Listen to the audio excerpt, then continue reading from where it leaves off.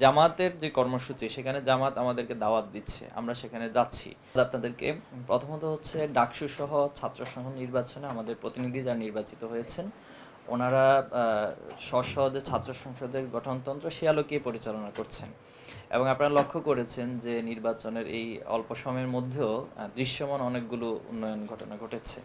বিশেষ করে স্বাস্থ্যসেবাতে একটি বড় পরিবর্তন এসেছে, কালচারাল একটা পরিবর্তন এসেছে। ক্যাম্পাসগুলোতে যে আগে একটা অপরিচ্ছন্নতা অথবা বিশৃঙ্খলা একটা পরিবেশ ছিল, সেখানে শৃঙ্খলা ফিরে এসেছে, পরিষ্কার পরিচ্ছন্নতার জায়গাটা অনেক বেশি উন্নয়ন ঘটেছে। তো সব কিছু মিলে আমাদের ছাত্র সংসদ নির্বাচিত প্রতিনিধিরা ওনারা শিক্ষার্থীদের প্রতিনিধি হিসেবেই ছাত্র সংসদকে পরিচালনা করছেন এবং সামষ্টিকভাবে প্রশাসনের সাথে সমন্বয় করা সহ শিক্ষার্থীদের সুবিধা অসুবিধাগুলো দেখা, সামষ্টিক উন্নয়নগুলো ঘটছে। এখন এখানে কিছু কিছু দল বা ব্যক্তি ওনারা বিভিন্ন অভিযোগ তোলেন, তো স্বাভাবিকভাবে যেহেতু ওনারা বিরোধিতা করেন অথবা বিরোধিতার স্বার্থেই ওনারা এই ধরনের অভিযোগগুলো করে থাকেন। আরেকটি প্রসঙ্গ নিয়ে এসেছেন যে ছাত্র সংসদে যারা নির্বাচিত অথবা ছাত্র শিবিরের পক্ষ থেকে বিভিন্ন রাজনৈতিক সমাবেশে ওনারা অংশগ্রহণ করছেন।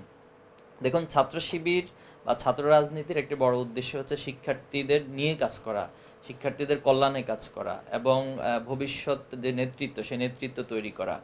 আবার পাশাপাশি হচ্ছে রাজনৈতিক সচেতনতা, যেহেতু 2024-এর একটা বড় ইস্যু ছিল যে রাজনৈতিক সচেতনতা থেকেই একটি রাষ্ট্রের যে বৈষম্য ছিল অথবা রাজনৈতিক যে ফ্যাসিবাদ কায়েম হয়েছিল সেটার বিরুদ্ধে শিক্ষার্থীরাই কিন্তু সর্বদা আন্দোলন গড়ে উঠেছে। এবং শুধু 24 সালে না, বাংলাদেশের হিস্ট্রিক্যালি বিগত সময়ে সকল আন্দোলন সংগ্রামে শিক্ষার্থীদের একটা বড় ভূমিকা ছিল। তো সে জায়গা থেকে জামাতের যে কর্মসূচি সেখানে জামাত আমাদেরকে দাওয়াত দিচ্ছে, আমরা সেখানে যাচ্ছি। আমরা সেখানে গিয়ে শিক্ষার্থীদের স্বপ্নগুলো, তরুণদের স্বপ্নগুলো মানুষের কাছে তুলে ধরার চেষ্টা করছি এবং কেমন বাংলাদেশ আসলে তরুণরা দেখতে চায়, শিক্ষার্থীরা কেমন বাংলাদেশ দেখতে চায়, এই কথাগুলো আমরা তুলে ধরছি। এখন প্রশ্ন আসতে পারে যে শুধু জামাত কেন, অন্য দল নয় কেন?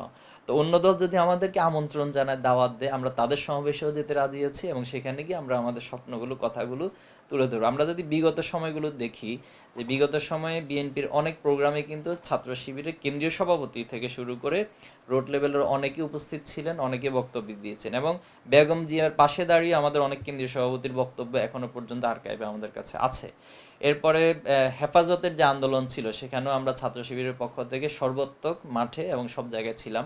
এবং 8 দলের যে প্রোগ্রামটা হচ্ছে এখন সমসাময়িক বা সমমনা যে আটটি দল, ইসলামিক দল, তাদের সমাবেশগুলোতে আমাদেরকে ইনভাইট করছে, আমরা যাচ্ছি। আমাদের মূল কথা হচ্ছে যে রাজনৈতিক সচেতনতার জায়গা থেকে ছাত্র শিবির বাংলাদেশকে নিয়ে কী স্বপ্ন দেখে, এটা একটা কালচার, অর্থাৎ যে ডিভিশনের রাজনীতি হয়ে আসছে এটাকে ভেঙে দিয়ে একটি বিভাজনমুক্ত ঐক্যবদ্ধ বাংলাদেশ বা একটি সংস্কৃতি তৈরি হোক এবং সেখানে যে কেউ তার বক্তব্যগুলো তুলে ধরবে, সেই সুযোগ সকল রাজনৈতিক দল করে দিবে। আমরা এমন একটি কালচার মূলত চাই।